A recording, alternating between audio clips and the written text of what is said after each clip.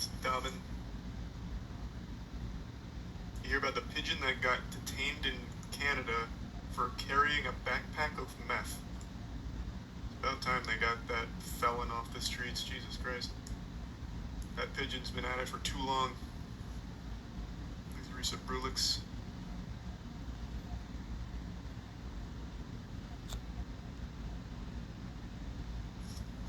Next, the Prime Gym.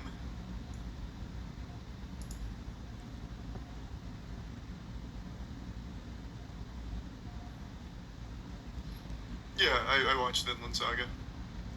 Very good. I'm excited.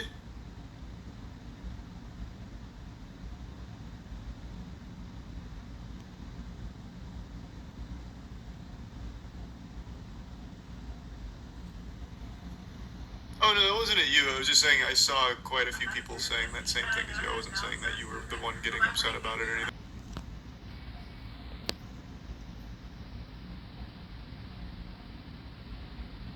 Thanks to the resub name. What's a plan tonight? No plan tonight. We'll figure something out.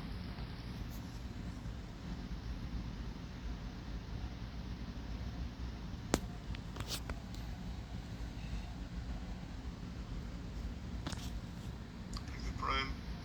Ziaseek. You see the Valve situation? Oh yeah, someone wanted me to look up the Valve leaks.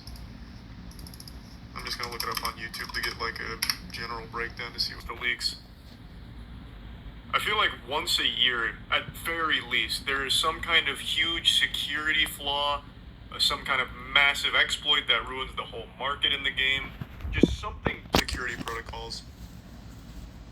Actually, not only TF2, but nearly every Source Engine Valve game had their repo dumped. Half-Life 2, Counter-Strike Source, Day of Defeat Source, even Half-Life 2 Deathmatch. What does this mean for Valve? Well, they're probably going to tighten security. They might not let people license their games ever again. And if they weren't a privately owned company, their stocks would probably be plummeting right now. Because this might be the biggest leak they've suffered since Half-Life 2's source code got posted online in 2003. I'm hoping they don't go code red and start targeting people sharing the files or, God forbid, YouTubers reporting on them. Thankfully for them, though, this repo leak didn't include the files for CSGO, Portal 2, or Left 4 Dead 2, which would have made things even more catastrophic, as those files probably include stuff from Half-Life 3. Now, what does this leak mean for the future of TF2? Well, also, what does it mean on a bigger scale? So, as I understand it, it's their big cash cow games are still fine. It's really like their older games, or games that Valve doesn't give a fuck about anymore, clearly. So how would this be such a huge hit to Valve itself? Like, they probably leaked it themselves just because they don't care.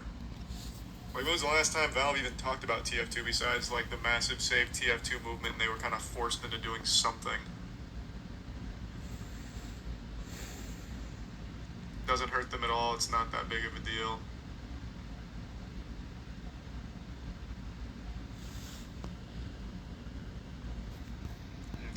So kind of getting mixed reports. Only one that would really probably suffer from it, because there is still a community there.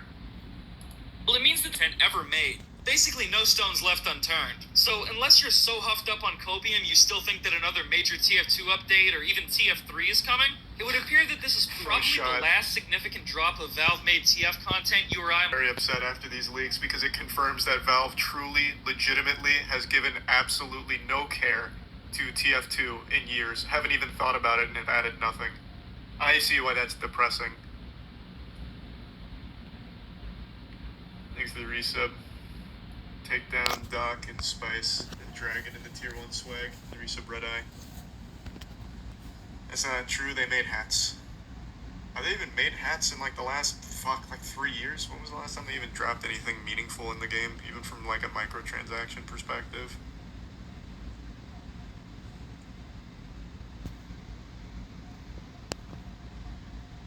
Resub Thick Vicky and the Bits Digital.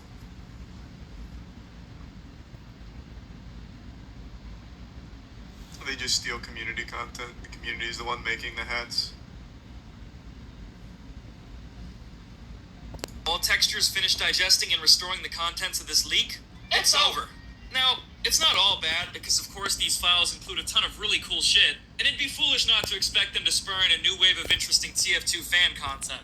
So that should be fun to see. It's also going to take a long time for people to wrap their heads around everything in this leak, since it's about 60 gigabytes and includes basically every file made That's for the only game a little bit between more than 2007 and Runner. 2015. But here's some of the most interesting things people have found so far. We have files from the cut and unreleased tutorial levels for the Soldier. We have the early versions of Powerhouse and Mercenary Park from before 2011. We have model versions of basically every backpack item render, like the refined metal and stuff. So We they have files some relating cool to the little canceled things to raid check game out. mode that I think evolved into MVM, and a ton of bizarre assets for it, like the Knight and this big-ass sentry thing. Okay, so the title's not inaccurate. The leaks kind of confirm Valve is never touching TF2 again, but the leaks themselves aren't what killed the game. It just finally confirmed what everyone's already known. Valve does not care about TF2. Got it. I see now. I see what this all means. But at least it was a good send-off. You get to look at some prototype maps and what could have beens.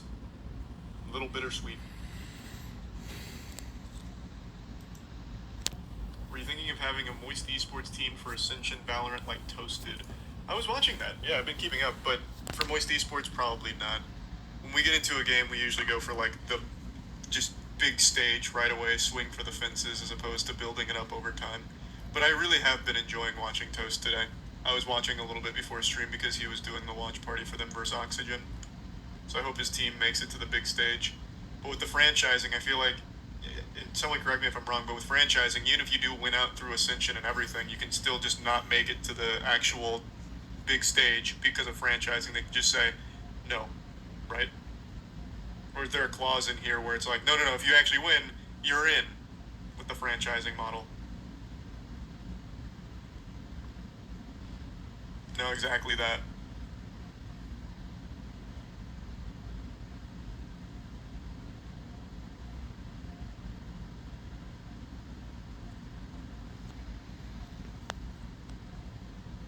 They made it to Challengers 10 minutes ago. They beat Oxygen. So now what does that mean going forward? Let me see. Let me look it up.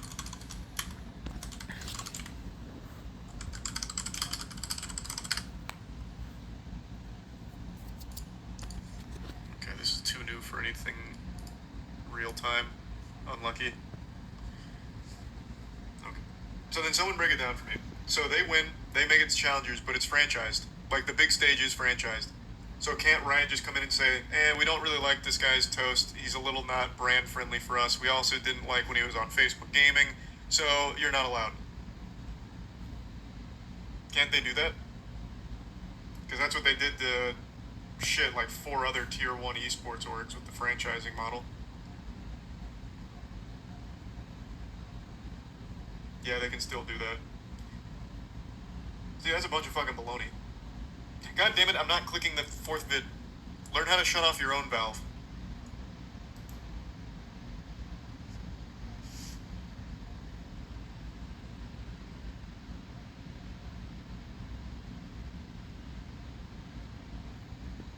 That whole story. And I did know they made like a little documentary on it.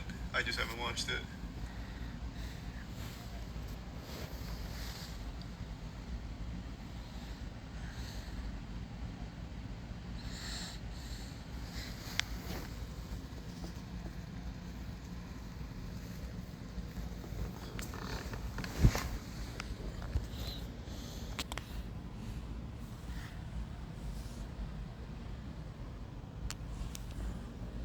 CSGO is franchising basically, but there are ways to qualify to the top lands. Valorant should be that way.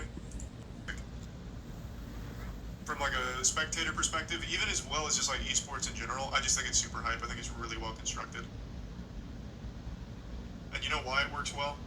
Because Valve had no hand in its structure, really. So the community ended up making something that works really well.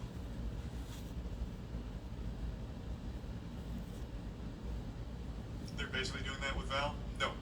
Unless they have completely changed since the last time I gave a fuck to tune in, they are on a franchising model. You guys don't remember when they kicked out, or rather, they didn't allow G2, you know, why don't we just get the list?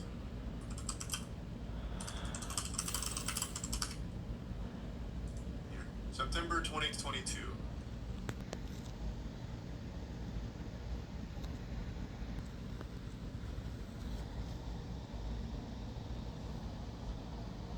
of dog shit.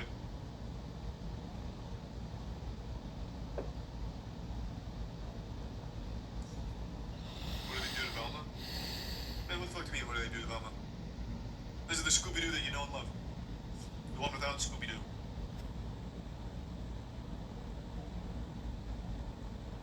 Did you watch RT Game? Yeah, of course I watched RT Game's video about the YouTube situation.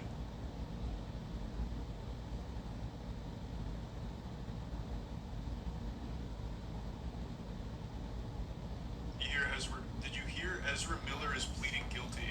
Yeah, and also receiving a $500 fine for everything. Is that accurate? This is a good thing to look into because I only saw a bit of this earlier. Is that real? After all of this shit that Ezra was charged with, getting slapped with only a $500 fine?